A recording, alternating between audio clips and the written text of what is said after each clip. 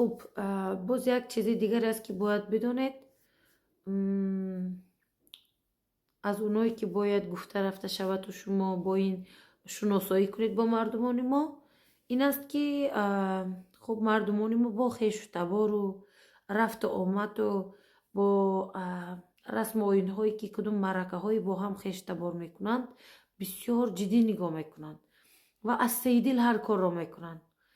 خب وقتی کدوم کسی مرکه دارد از یکی دیگرش خبر دارد دستی خشک نمی رود، بازم میگویم ما این عادت نداریم.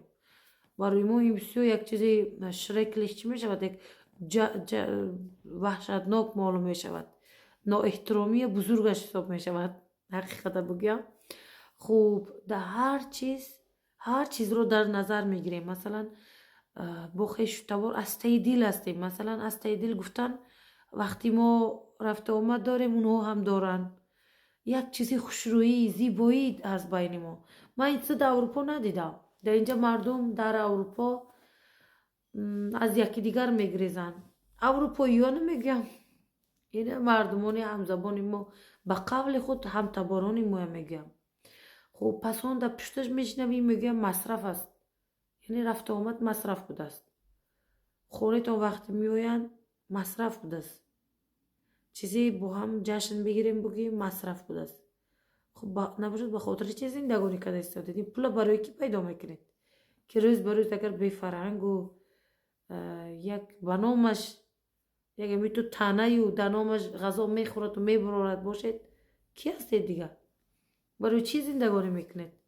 حیران میمونم، میبینم میگم همه چیز دارد، دارایی دارد، اما کلا پک پک، چی فایده؟ خوب میلش اینش هم احترام میکنیم، شاید اینمون انا همه قطر نظرشون باشد مثال با همین خاطر اینمی قدر فرق میکند. آیا شما میدونید که در بخارای شریف ما با چطور مردم رفت آمد داشتیم؟ یکیشون در نزد ما در سفره ما نشست است، میلیونر است. یکیشون از غریب است که از توان آماز با اون دایم غذا را با میکردیم مثال. اینمی هم در یک دورش خنده میکند، خنده میجوشد. این تو مردم خوشحال هستند، یکی دیگر جدا نمیکنن، دارایی هم دارن، دماغ بلند هم نیستن. در بین 100% من 1% اگر کدوم دماغداری بوده از خود رفته باشد، دیگر هر کدوم دماغدار باشد اون بندیش بگرفته پس میفرارن.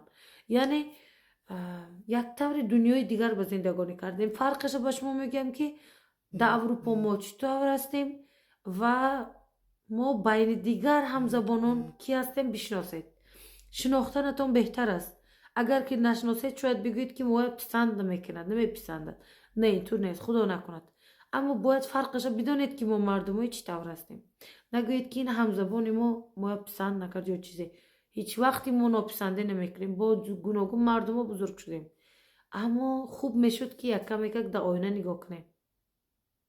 اگر شاید کدوم اشتباهی باشد یا که عقب روی باشد باید خدا ما استاد کنیم، باید پیش رفتن به نگاه کنیم.